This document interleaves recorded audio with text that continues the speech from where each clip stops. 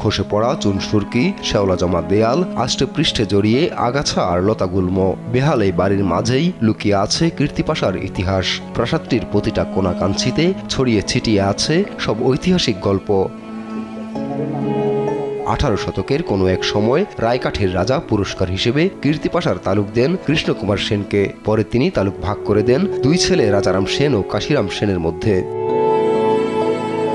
রাজারামের 10% অংশ বড় হিস্সা এবং কাশিরামের 6% অংশ ছোট হিস্সা নামে পরিচিতি পায়। ছোট হিস্সা অনেক আগেই মিলিয়েছে কালের গর্ভে, আর বড় হিস্সার প্রমাণ হিসেবে দাঁড়িয়ে বিশাল প্রাসাদ। টিকে আছে প্রাচীন দুর্গা মন্দির, নাট মন্দির, হলঘর, ছোট মন্দির ও শানবাঁধানো পুকুর। অক্ষত থাকা ভবনের একটি অংশে প্রতিষ্ঠা করা হয়েছে কমলিকান্দর নবীনচন্দ্র বালিকা মাধ্যমিক বিদ্যালয়।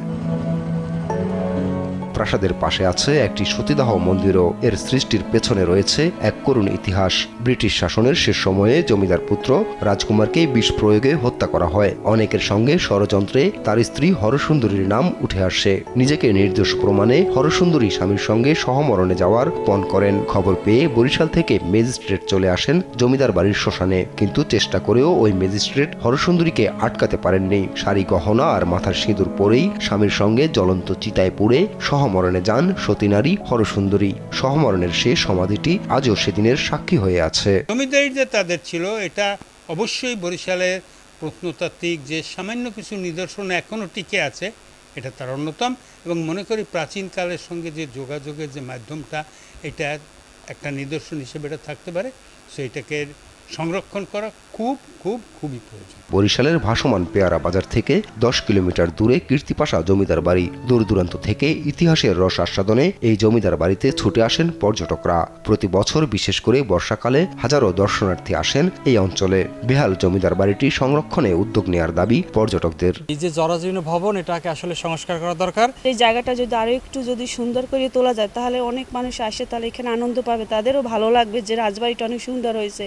রাজবাড়ি দেখতে আসছি, রাজবাড়ির ইটগুলো যেভাবে ক্ষয়ে পড়ছে, তার ইতিহাসগুলো সেভাবে ক্ষয়ে যাচ্ছে, তাই রাজবাড়িটা সংস্কার করা দরকার আর কি।